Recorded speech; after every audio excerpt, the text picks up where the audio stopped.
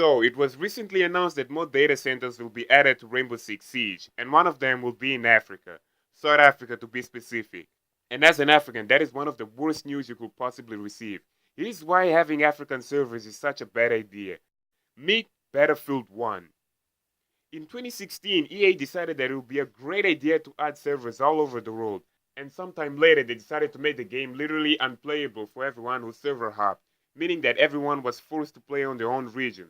Until that point, all seemed fair, all seemed logical. I mean, if you had servers in every region, it was only logical to make everyone play on their own region. That is until we had a taste of what it's like to play in a region where there are only 14 players. Problem number one with having African servers. BF1 had a considerable amount of game modes when it was first launched, but on African servers only two were being played. Only Conquest and Team Deathmatch had players in them. I don't like Conquest, I don't like Team Deathmatch, and I was forced to play them because there were no players on other game modes. Meanwhile, on European servers, which were the ones I used to play on, all game modes had people. I used to play War Pigeons all day long, but I just couldn't do it anymore because there were no players on War Pigeon.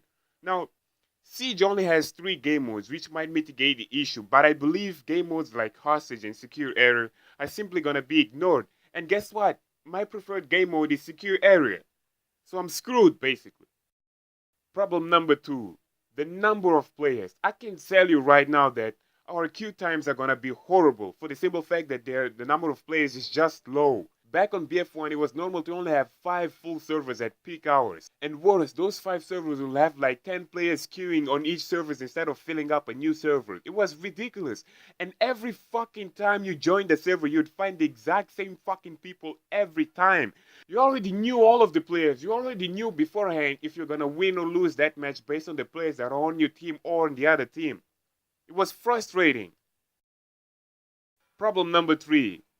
Basically, after midnight, there is no one playing. No one. All the servers and all the game modes are completely empty. It's like those 14 guys go to sleep at the exact same time and leave the servers completely empty. I don't even have to point out that there are always players on European servers, regardless of the time. You can play any game mode at any time and there will always be players there. Now, you might be wondering, why would you want to play after midnight? Why aren't you sleeping like everyone else? Well, here's how it's like to play at daytime around here. No, I'm rubber banding. I'm rubber banding. Still rubber banding. I'm dead.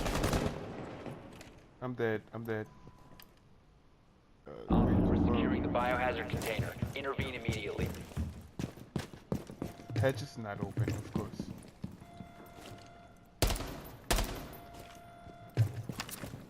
Protect the C4. biohazard container. Oh, did you see that? Setting off the C4. Someone in the battlefield. Oh my god! Remaining. Oh my Mission failed. Well, All friendlies were eliminated. yes! Did you see that?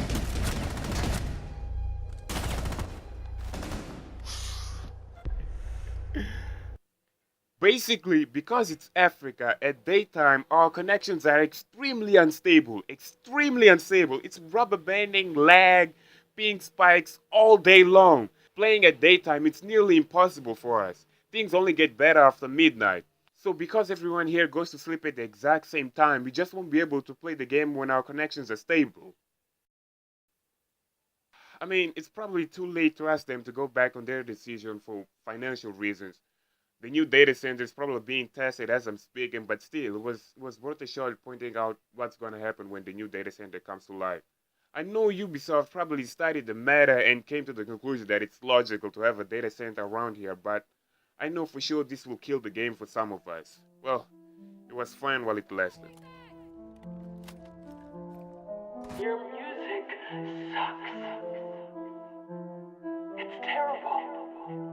It pains me to even think about it. I can't bear listening to it. How the fuck do you expect anyone else to want to buy it, huh?